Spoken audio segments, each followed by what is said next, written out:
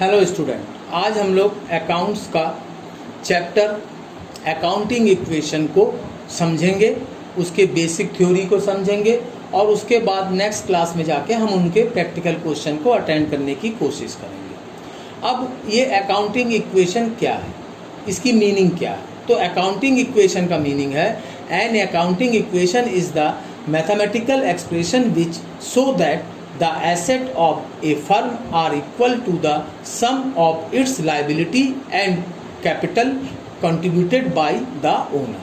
यानी ये आपको ये बताता है, एक मैथमेटिकल एक्सप्रेशन है जो ये बताता है जो फर्म की एसेट है और वो किसके इक्वल है, लाइबिलिटी और कैपिटल, यानी ओनर ने जो कैपिटल इन्वेस्ट किया है और प्लस लाइबिलिटी, ये दोनों एलिमेंट्स के जो सम है किसके इक्वल होना चाहिए, किसी भी फर्म के एसेट के इक्वल होना चाहिए। तो ये जो बेसिक कॉन्सेप्ट है किसी भी बिजनेस के लिए आइडियल कंडीशन को रिप्रेजेंट करती है। अब यहाँ पे इसका जो बेसिक फार्मूला होता है कि asset is equal to liability plus capital. Asset का मतलब क्या होता है? अब ये आप चूँकि फर्स्ट टाइम ये अकाउंटिंग लैंग्वेज को सुन रहे हैं तो अकाउंटिंग वे में कि बिजनेस और पर्सन दोनों की जो लीगल आइडेंटिफिकेशंस होती है वो अलग अलग होती है। कॉमन वे में हम लोग कहते हैं ये दुकान मेरी है, ठीक है, मगर अकाउंटिंग वे में या अकाउंट्स के वे में बिजनेस और पर्सन दोनों अलग अलग इंडिविजुअल थिंग है।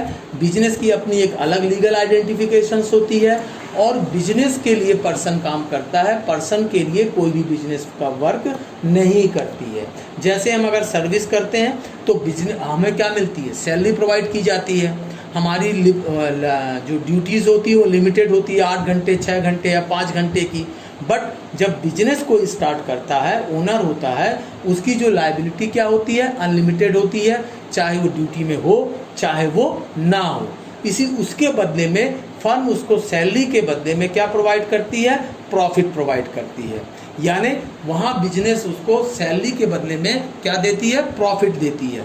यानी बिजनेस के लिए ओनर काम करता है, ना कि ओनर के लिए बिजनेस वर्क करती है। तो एसेट वर्ड जैसे मैंने बताया, बिजनेस अकाउंटिंग वे में बिजनेस जो करती है, तो जैसे एक पर्सन की अपनी एसेट होती है उसी तरीके से बिजनेस के भी अपनी एसेट होती है। एसेट का मतलब होता है संपत्ति। जैसे एक पर्सन कह सकता है मेरे पास लैंड है, बिल्डिंग है, मशीन है, व्हीकल्स हैं, तो वो कैश है बैंक में और जेब में पैसे हैं, रुपी है, तो उसके लिए सब क्या है, एसेट है। इसी तरीके से फर्म की भी एसेट होती है, land and building, machinery, furniture, stock, investment, debtors, bills receivable. Debtors word जैसे आप लोग सुन रहे हैं, डेबिटार्स का मतलब होता है कि जब बिजनेस में हम किसी को उधार माल, क्रेडिट में माल बेचते हैं और जो हमसे उनसे पैसा लेना होता है उनको हम लोग डेबिटार के नाम से जानते हैं। इसी तरीके से बिल्स रिसीबल, यानी बिल्स रिसीबल और डेबिटार्स में सिर्फ पीरियड का डिफरेंस होता है। तो जो लॉन्ग टर्म्स के लिए होते हैं उनको डेबिटार्स वर्ड्स के नाम से बुलाते हैं और जिनसे शॉर्ट टर्म में हमें पैसा लेना होता है उनको हम लोग बिल्स रिसीबल के नाम से बुलाते हैं। बैंक, कैश, तो ये किसी भी बिजनेस के लिए क्या कहलाते हैं, एसेट कहलाते हैं। अब बारी आती है आपकी लाइबिलिटीज़ की। लाइबिलिटीज़ का मतलब होता है जो बैंक ऑर्गेनाइजेशन की जवाबदारी होती है, जैसे क्रेडिटार्स, बिल्स पेबल। क्रेडिटार्स मतलब जब किसी से माल उधार खरीदते हैं, और बिल्स रिसीबल भी सेम टर्म्स एंड कंडीशन में होता है। दोनों में बेसिक डिफरेंस वही होता है, टाइमिंग पीरियड का। जो लॉन्ग टर्म के लिए होता है वो क्रेडिटार्स कहलाते हैं और जो शॉर्ट पीरियड के लिए होता है उसको बिल्स पेबल के नाम से जानते हैं। Loan, overdraft, outstanding expenses. Outstanding expenses का मतलब होता है वो एक्सपेंसेस जो हम कर चुके हैं मगर उसको अभी हमने रीपेमेंट नहीं किया है, उसको हम लोग आउटस्टैंडिंग एक्सपेंसेस के नाम से जानते हैं। ओवरड्राफ्ट मतलब बैंक से अगर हमने कोई लोन वगैरह लिया है तो उसको ओवरड्राफ्ट के नाम से जानते हैं। लोन मार्केट लोन भी हो सकता है और आपका बैंक लोन भी हो सकता है। तो ये सारे वर्ड्स जो हैं अकाउंट्स के लैंग्वेज में लायबिलिटी के नाम से जाने जाते हैं या फिर पहचाने जाते हैं। अब इसमें एक वर्ड्स और आया है, कैपिटल। कैपिटल किसको कहते हैं? कैपिटल का मतलब होता है किसी भी बिजनेस को स्टार्ट करने के लिए हम जब कोई भी चीज़ उसमें इन्वेस्ट करें मतलब लगाएं, तो उसको हम लोग क्या नाम से जानते हैं? कैपिटल के नाम से जानते हैं। तो कैपिटल किसी भी फॉर्म में हो सकता है, फॉर्म में हो सकता, मतलब ये कैश वे में हो सकता है। जैसे मैं किसी बिजनेस में अगर कैश इन्वेस्ट कर रहा हूँ तो वो भी कैपिटल है, लैंड इन्वेस्ट कर रहा हूँ तो वो भी कैपिटल है, मटेरियल इन्वेस्ट कर रहा हूँ तो वो भी कैपिटल है, building machinery any kind of, अगर किसी बिजनेस फर्नीचर, ठीक है। तो ये सारी चीज़ें जो हैं हम कॉमर्स के लैंग्वेज में या अकाउंट्स के लैंग्वेज में किसी भी बिजनेस को स्टार्ट करने के लिए हम जो कुछ भी इंट्रोड्यूस करते हैं उसको हम लोग किस नाम से जानते हैं, कैपिटल के नाम से जानते हैं। तो यहाँ पे आपका जो है कैपिटल प्लस लायबिलिटी, यानी बिजनेस में जो हमने इंट्रोड्यूस किया प्लस बिजनेस की जो देनदारियाँ हैं, इन दोनों का जो सम है किसके इक्वल होना चाहिए, आपके एसेट के इक्वल होना चाहिए। ये जो इक्वेशन है, ये जो एक्सप्रेशन है, इसको हम लोग अकाउंटिंग इक्वेशन के नाम से जानते हैं। अगर इसमें से कोई भी एक कम या ज़्यादा हो जाए तो हम ये मान के चलते हैं कि बैंक जो है, फर्म जो है वो डेंजर जोन में है या उसमें सब कुछ सही नहीं है। और अगर दोनों इक्वल है दैट मीन्स बैंक हमारा ऑर्गेनाइजेशन स्मूथली रन कर रहा है, उसमें कहीं कोई दिक्कत नहीं है। इसी के बारे में हम लोग इस चैप्टर में पढ़ेंगे। जैसे आपका और भी बहुत सारे टर्म्स मिलेंगे आपको जो कि आपके एसेट या फिर लायबिलिटी में काउंट होगा। जैसे advance received income. Advance received income का मतलब होता है कि हम किसी से पैसा पहले ले लेते हैं और उसका काम नहीं करते हैं या वो ड्यूटीज़ हमारी बाकी रहती है जिसके लिए हमने पैसा लिया है, तो उसको हम लोग एडवांस इनकम कहते हैं और ये भी हमारी जो है लायबिलिटी सेक्टर में काउंट की जाती है। फिर प्रीपेड एक्सपेंसेस। प्रीपेड एक्सपेंस का मतलब होता है कि वो खर्चे जो हमने पहले से कर दिया है मगर उसका अभी हमने लाभ नहीं उठाया है, तो उसको हम लोग प्रीपेड एक्सपेंसेस कहते हैं।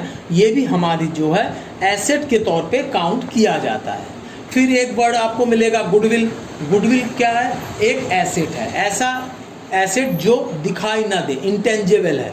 इंटेंजिबल का मतलब है जो दिखाई नहीं देता बट हमारे लिए काम करता है, तो उसको हम लोग क्या कहते हैं, गुडविल कहते हैं। अगर हम कॉमन लैंग्वेज हिंदी में बात करें तो ख्याति, साख, ये सारे लैंग्वेज हम उसके लिए इस्तेमाल करते हैं।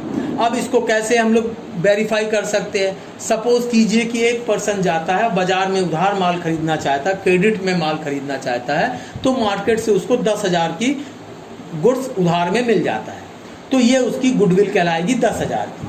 बट दूसरा पर्सन जाता है और वो 50,000 का माल खरीद सकता है, तो उसका जो गुडविल क्या कहलाएगी, 50,000 की कहलाएगी। तो ये डिपेंड करती है बिजनेस की क्रेडिबिलिटी पे, उसकी परफॉर्मेंस पे। तो ये जो गुडविल वर्ड है इसको हम लोग अकाउंटिंग लैंग्वेज में एसेट के तौर पे यूज़ करते हैं। ऐसा एसेट जो हमें दिखाई तो नहीं देती बट बिजनेस के लिए कैश का रोल प्ले करती है। इसी तरह से सेल सेक्टर में भी ये रोल प्ले करती है। अगर मान लो किसी को गाड़ी खरीदना है, कुछ लोगों को, तो कोई होंडा को प्रेफर करेगा, कोई हीरो को प्रेफर करेगा, कोई बजाज को प्रेफर करेगा, तो अलग अलग लोग क्या करेंगे, अलग अलग कंपनी को प्रेफर करते हैं। उसकी वजह क्या है, उन कंपनियों के लिए उनका विश्वास या फेथ या बिलिंग। तो ये भी गुडविल का ही एक हिस्सा है। तो गुडविल वर्ड किसी भी ऑर्गेनाइजेशन के लिए एक एसेट का रोल प्ले करती है, और ये जो एसेट होती है ये कैश के वे में भी अपना रोल प्ले करती है, मार्केट सेक्टर में आपके फेथ के लिए भी काम करती है, जिससे कि कस्टमर या कंज्यूमर आप तक आते हैं और आपके मटेरियल को परचेज करते हैं। तो गुडविल एक इंटेंजिबल एसेट है जिसको कि हम लोग एसेट के तौर पे देखते हैं। अच्छा, अब ये जो एसेट और जो लायबिलिटीज़ हैं आपको कई टर्म्स मिलेंगे। आगे चल के जब हम लोग क्वेश्चन करेंगे तो हम देखेंगे कि अलग अलग वे में हमको टर्म्स में हमको एसेट और लायबिलिटी से इंट्रोड्यूस करेंगे।